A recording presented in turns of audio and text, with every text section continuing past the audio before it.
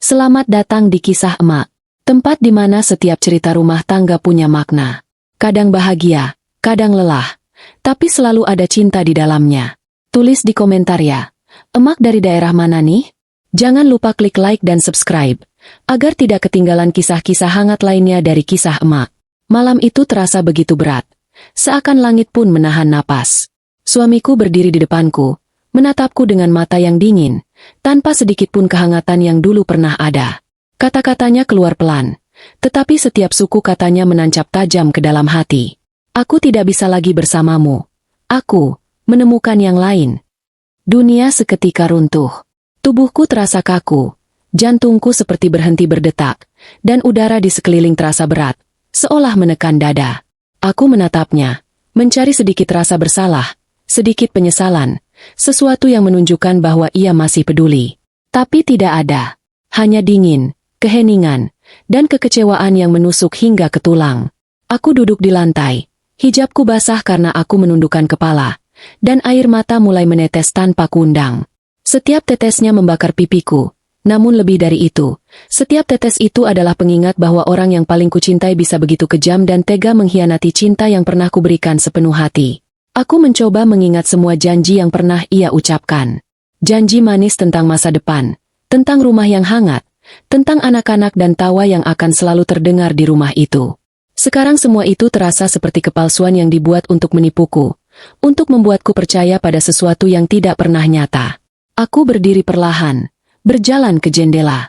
Di luar, hujan turun deras, membasahi jalan dan pepohonan, seolah dunia pun ikut menangis bersamaku.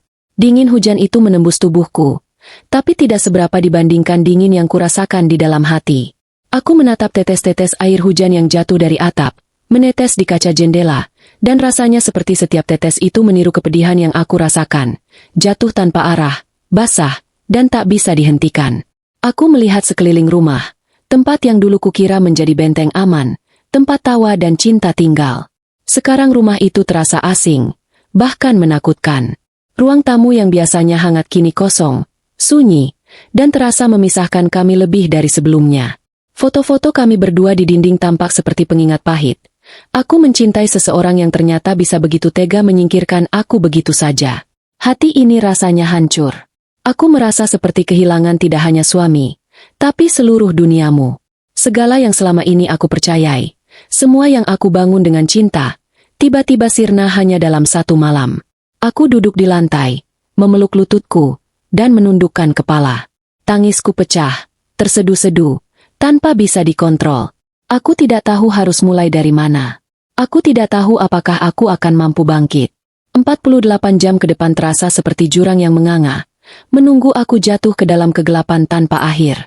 Dan dalam hati, aku sadar satu hal, malam ini bukan sekadar malam biasa. Ini adalah awal dari hidupku yang berubah selamanya. Dunia yang dulu ku kenal runtuh, dan aku berdiri di tengah runtuhan itu, sendirian, dengan hati yang remuk, dan hujan yang terus membasahi tubuhku, seolah semesta pun menangis bersamaku, menyadarkanku bahwa hidupku akan terbalik 180 derajat dalam waktu yang bahkan tidak bisa kubayangkan. Setelah kata-kata itu terucap, aku tidak tahu harus melakukan apa. Aku berjalan tanpa tujuan di dalam rumah, setiap langkah terasa berat, seakan lantai sendiri menolak menahan tubuhku. Tangisku pecah lagi, lebih deras dari sebelumnya, dan suara itu terdengar menghantui seluruh ruang. Aku menatap dinding, memandangi foto-foto lama, dan rasanya setiap senyum yang dulu tampak bahagia kini berubah menjadi ejekan yang menyayat hati. Aku mencoba menghubungi ibuku, berharap ada secercah penghiburan. Namun ketika telepon terangkat, suaranya hanya terdengar tegang dan khawatir setengah hati. "Kenapa kamu menangis lagi? Jangan terlalu berlebihan, nak," katanya. Aku menahan tangis yang semakin menjadi-jadi, tapi kata-katanya malah membuatku merasa bersalah karena menangis. Seolah aku yang salah karena merasakan luka yang begitu nyata. Aku kemudian mencoba menghubungi teman dekatku, Rani. Suaranya di telepon menenangkan, tapi aku bisa mendengar kekhawatirannya sendiri. "Halo, kamu di mana? Apa yang terjadi?" Aku menelan ludah, mencoba menjelaskan pengkhianatan yang baru saja menimpa hidupku. Tapi kata-kata rasanya tersedak di tenggorokan. Air mata jatuh lagi, membasahi tangan yang gemetar saat memegang telepon. Rani hanya diam, mendengarkan setiap kata dengan sabar, Dan itu sedikit memberi aku rasa aman. Sedikit, tapi cukup untuk menahan diriku agar tidak runtuh sepenuhnya di lantai kamar yang dingin itu. 48 jam pertama setelah pengkhianatan suamiku terasa seperti mimpi buruk yang tak berujung. Aku merasa sendirian, dikhianati, dan bahkan keluarga yang seharusnya mendukungku kini tampak menutup mata dan telinga terhadap kesedihanku. Setiap detik seperti menambah beban di bahuku, membuat dunia terasa semakin sempit, dan hati ini terasa hancur berkeping-keping. Aku menatap jendela yang basah oleh hujan, dan sejenak berharap waktu bisa kembali. Aku berharap kata-kata itu tidak pernah terucap. Aku berharap suamiku tidak pernah berubah. Aku berharap rumah ini tetap menjadi tempat aman. Tapi harapan itu hanya sebuah ilusi. Dunia nyata terlalu kejam, dan malam ini membuktikannya. Dengan hati yang remuk, aku menutup mata sejenak. Air mata masih mengalir. Tapi kali ini aku berbisik pada diriku sendiri. Aku harus bertahan, meski tidak tahu bagaimana caranya. Dan di tengah malam yang sunyi, aku menyadari sesuatu yang menakutkan. 48 jam ke depan bukan hanya tentang kehilangan suami, tapi juga tentang menemukan diriku sendiri di tengah kehancuran yang ditinggalkan orang-orang yang paling kucintai. Tak hanya suamiku yang meninggalkanku begitu saja. Aku segera sadar bahwa pengkhianatan itu tidak berhenti pada satu orang. Ibu mertua, yang dulu kuanggap seperti ibu kedua, kini menatapku dengan dingin, tanpa setitik empati. Kakak ipar dan adik ipar pun ikut menyingkir, seolah aku bukan bagian dari keluarga ini. Aku merasa seperti orang asing di rumah sendiri. Ikhlaskan saja, Nak. Kalau kamu tidak bisa membuat rumah ini nyaman, lebih baik pergi dulu, kata ibu mertuaku dengan suara dingin, tanpa menatapku langsung. Setiap kata seperti duri yang menusuk hati, semakin menegaskan bahwa aku tidak diterima lagi di tempat yang dulu kukira aman. Aku berdiri di tengah ruang tamu, memandang sekeliling. Foto-foto pernikahan kami di dinding seolah menertawakanku, mengingatkanku pada janji-janji yang kini hanyalah debu di udara. Aku pernah membayangkan bahwa keluarga ini akan melindungiku, mendukungku, bahkan di saat terburuk sekalipun. Tapi kenyataannya, mereka lebih memilih menutup mata dan berpaling daripada mengulurkan tangan. Hati ini hancur berkeping-keping. Aku merasa sendirian, dikhianati oleh orang-orang yang seharusnya menjadi sandaran. Setiap langkah terasa berat, setiap napas terasa sesak, dan aku terpaksa menahan tangis agar tidak terdengar oleh mereka yang menatap dingin. Aku berjalan ke jendela, menatap hujan yang turun deras di luar. Hujan itu seperti cerminan hatiku, basah, dingin, dan penuh luka. Di luar sana, dunia terus berjalan, tapi di dalam rumah ini, aku merasa terperangkap dalam ruang kosong yang hanya dipenuhi pengkhianatan dan rasa sakit. Aku mencoba membayangkan hidupku jika semuanya masih seperti dulu. Aku membayangkan tawa, kebersamaan, dan kasih sayang yang dulu mengisi rumah ini. Sekarang bayangan itu seperti mimpi yang mustahil diraih. Aku merasa tersesat, tidak tahu harus mulai dari mana, dan bahkan keberadaan di rumah sendiri terasa seperti hukuman. Namun di tengah keputusasaan itu, ada sesuatu yang mulai menumbuhkan sedikit keberanian di hatiku. Aku menyadari bahwa aku tidak bisa terus-menerus menunggu belas kasihan dari mereka yang menolakku. Aku harus mencari jalan sendiri, bahkan jika itu berarti meninggalkan rumah, meninggalkan semua kenangan, dan menghadapi dunia yang kejam sendirian. Malam itu aku duduk sendiri di kamar, memeluk lutut, dan menangis. Namun air mata itu bukan hanya tentang kehilangan suami atau diterima oleh keluarga. Air mata itu juga tentang kesadaran bahwa hidupku akan berubah, bahwa aku harus menemukan diriku sendiri di tengah runtuhan yang ditinggalkan mereka. 48 jam pertama hidupku tanpa suami dan keluarga terasa seperti neraka. Dan aku tahu, perjalanan untuk bangkit dari kehancuran ini baru saja dimulai. Aku melangkah keluar rumah tanpa arah, seolah kaki ini bergerak sendiri, tapi hati dan pikiranku tertinggal di ruang tamu yang kini hampa.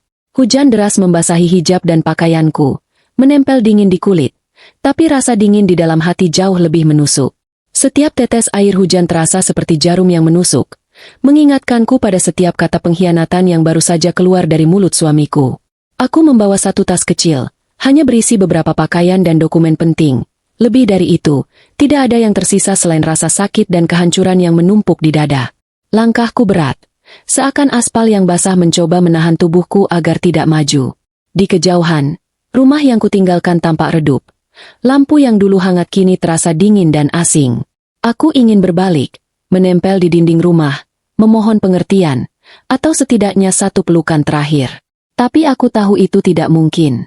Orang-orang yang seharusnya menjadi sandaran hidupku telah menyingkir. Mereka semua menatapku dengan dingin, menolak merasakan penderitaanku. Aku berjalan tanpa tujuan di tengah malam, menyeberangi jalanan yang basah oleh hujan, memeluk tubuhku sendiri. Suara air hujan yang menghantam aspal terdengar seperti gema tangisku sendiri, bergema di malam yang hampa dan sepi. Aku menyesal telah terlalu percaya, terlalu mencintai, terlalu berharap pada sesuatu yang ternyata rapuh. Segala kebahagiaan yang kubangun terasa hancur begitu saja, dan aku harus menerima kenyataan pahit bahwa 48 jam terakhir telah mengubah seluruh hidupku. Tiba-tiba, ponselku berdering. Sebuah panggilan dari Rani, teman dekatku sejak lama. Aku di jalan, tunggu aku, katanya dengan nada tegas tapi lembut, dan itu seperti secercah cahaya yang menembus kegelapan malam. Aku menatap jalanan yang basah dan gelap, menunggu bayangan mobilnya muncul. Ketika akhirnya Rani tiba, ia membuka payung besar, melindungiku dari hujan. Tanpa banyak kata, ia memelukku erat. Pelukan itu sederhana, tapi rasanya menyalakan sedikit kehangatan di tengah kedinginan yang menelanjangi hatiku. Aku menangis lagi di bahunya, membiarkan semua rasa sakit, pengkhianatan, dan kesedihan mengalir keluar sekaligus. Tangan Rani menepuk punggungku dengan lembut, tanpa menghakimi, hanya menjadi tempat di mana aku bisa melepaskan semua kepedihan yang selama ini menumpuk. Untuk pertama kalinya sejak semua ini terjadi, aku merasa sedikit aman. Setidaknya ada satu orang yang peduli, yang tidak menyingkirkan diriku di saat terburuk. Kami pergi ke kos Rani, sebuah tempat kecil namun hangat. Di sana, aku duduk di kamar sederhana, menatap hujan yang terus membasahi kota. Lampu kamar memantul di kaca jendela, menciptakan bayangan yang menari-nari di dinding. Tapi hatiku tetap terasa hampa. Aku sadar bahwa meski dunia menolak keberadaanku, masih ada satu hal yang tetap milikku, hidupku sendiri. Aku duduk termenung, memeluk lutut, dan membiarkan pikiran melayang. Bayangan rumah yang kutinggalkan, suami yang menatap dingin, serta ibu dan keluarga yang berpaling dari kesedihanku, terus hadir di benakku. Namun di tengah semua itu, aku mulai merasakan satu hal kecil, keberanian untuk bertahan, untuk melangkah meski dunia menolak. Aku menarik napas panjang, merasakan hujan yang menetes di wajah dan hijabku, dan berbisik pelan pada diriku sendiri. Aku harus bertahan, bahkan jika seluruh dunia menentangku. Malam itu, hujan terus turun, tapi aku mulai menyadari sesuatu yang penting. Setiap tetes yang basah dan dingin mungkin adalah awal baru yang menunggu. Setiap langkah kecil yang aku ambil, meski berat dan penuh luka, adalah bukti bahwa aku masih hidup, bahwa aku masih bisa memulai kembali, meski dari titik terendah sekalipun. Aku menutup mata sejenak, membiarkan tangis perlahan reda. Di luar, hujan masih terus mengguyur, tapi di dalam hatiku, secercah harapan mulai menyala. Aku tahu, perjalanan ini tidak akan mudah. Aku tahu, masih ada banyak luka yang harus kuobati, banyak air mata yang harus kutangisi, dan banyak langkah berat yang harus kuambil. Tapi malam itu, di hujan yang deras, aku merasa untuk pertama kalinya sejak pengkhianatan itu, aku belum kalah. Keesokan harinya, aku masih basah kuyup oleh hujan malam sebelumnya.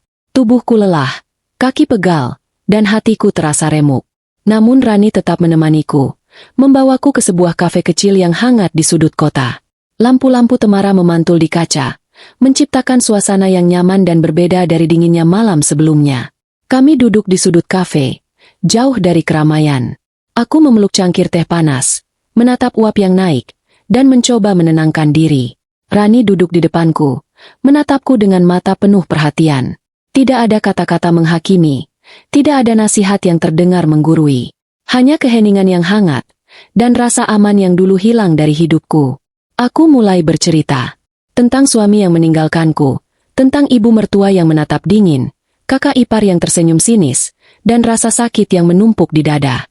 Aku menangis lagi, air mata mengalir tanpa henti. Namun kali ini, ada seseorang yang benar-benar mendengar, tanpa menilai, tanpa menolak. Aku merasa lega, walau hanya sedikit, karena ada seseorang yang peduli pada luka yang kurasakan. Rani menepuk tanganku perlahan. "Kamu tidak sendiri," katanya. Kalimat itu sederhana, tapi rasanya menembus seluruh hatiku yang hancur. Aku tersadar, meski dunia menolakku, masih ada orang-orang yang bersedia berjalan bersamaku, setidaknya untuk beberapa langkah pertama. Di kafe itu, aku mulai menatap hidupku dari sudut pandang baru. Aku sadar bahwa 48 jam terakhir mungkin telah menghancurkan banyak hal, tetapi itu juga membuka mata dan hatiku. Aku tidak harus terus bergantung pada orang yang meninggalkanku atau keluarga yang menolak. Masih ada dunia luas di luar sana, masih ada orang baik yang bisa menjadi sandaran, dan mungkin masih ada kesempatan untuk memulai lagi. Aku menutup mata sejenak, menarik napas panjang, dan merasakan kehangatan dari teh di tanganku. Sekali lagi, aku tersadar, meski sedih, meski kecewa, hidupku belum berakhir. Mungkin malam ini bukan tentang kehilangan saja, tetapi tentang menemukan kekuatan baru, tentang memeluk diri sendiri, dan memulai perjalanan yang baru. 48 jam pertama yang terasa seperti neraka kini mulai berubah menjadi titik balik. Aku tidak tahu apa yang akan terjadi besok, tetapi untuk pertama kalinya sejak semuanya runtuh, aku merasa sedikit lega. Aku merasa, mungkin aku masih bisa bangkit, meski perlahan, meski penuh air mata, tapi aku masih bisa mencoba. Dan saat aku menatap jendela kafe, melihat hujan yang mulai reda di luar, aku berbisik pelan. Ini mungkin awal dari hidupku yang baru, dan aku akan berjuang untuk itu. Malam itu, aku duduk di kamar kos Rani, masih basah oleh sisa hujan dan basah oleh air mata. Kepalaku terasa berat, tubuhku lelah, namun hatiku mulai sedikit tenang karena kehadiran Rani di sampingku. Meski begitu, rasa kehilangan masih menggantung, menekan dada, dan menyayat setiap detik yang kulalui. Tiba-tiba, ponselku berbunyi. Sebuah pesan muncul di layar, dari Ardan, rekan kerja yang selama ini selalu bersikap baik padaku. Kamu baik-baik saja? Kalau butuh teman bicara, aku siap. Sebuah pesan sederhana, tapi rasanya seperti seberkas cahaya yang menembus kegelapan. Hatiku yang remuk terasa sedikit hangat, seolah dunia yang selama ini menutup pintu perlahan membuka satu celah kecil. Aku membalas dengan tangan gemetar, menulis kalimat seadanya. Aku belum baik-baik saja, tapi terima kasih telah peduli. Percakapan itu berkembang pelan, tapi cukup untuk membuatku sadar. Aku tidak sepenuhnya sendirian. Masih ada orang yang peduli, masih ada kesempatan untuk diriku disembuhkan, meski jalan di depan panjang dan penuh luka. Malam itu, aku duduk menatap hujan yang mulai reda di luar jendela kos Rani. Aku menutup mata, menarik napas panjang, dan merasakan sesuatu yang belum pernah kurasakan sejak pengkhianatan itu. Ketenangan. Bukan kebahagiaan, bukan lagi cinta yang hilang, tapi ketenangan karena aku tahu satu hal, aku masih memiliki diriku sendiri. 48 jam terakhir telah menghancurkan hidupku. Aku kehilangan suami, merasa dikhianati keluarga, dan dunia tampak begitu kejam. Namun, di tengah kehancuran itu, aku menemukan kekuatan yang tidak kusadari ada dalam diriku. Aku belajar bahwa bahkan saat semua orang berpaling, bahkan saat cinta yang paling dipercaya lenyap, hidup harus tetap berjalan. Aku menghapus air mata terakhirku. Aku menarik napas dalam, merapikan hijab yang basah, dan menatap langit malam di luar jendela. Malam itu bukan lagi tentang kehilangan atau pengkhianatan. Malam itu adalah awal dari hidupku yang baru, dari keberanian untuk bangkit, dari perjalanan panjang yang akan kulalui sendiri, namun dengan keyakinan bahwa aku bisa. Dan di dalam hati, aku berbisik, aku selamat, aku masih berdiri, dan hidupku akan berbalik, 180 derajat, untukku sendiri. 48 jam penuh drama, air mata, dan luka akhirnya menjadi titik balik. Aku tahu perjalanan ini baru dimulai, tapi untuk pertama kalinya sejak semuanya hancur, aku merasa, aku bisa menghadapi dunia. Aku bisa bertahan. Aku bisa bangkit. Dan malam itu, hujan berhenti, meninggalkan udara segar dan janji bahwa hidupku yang baru sedang menanti.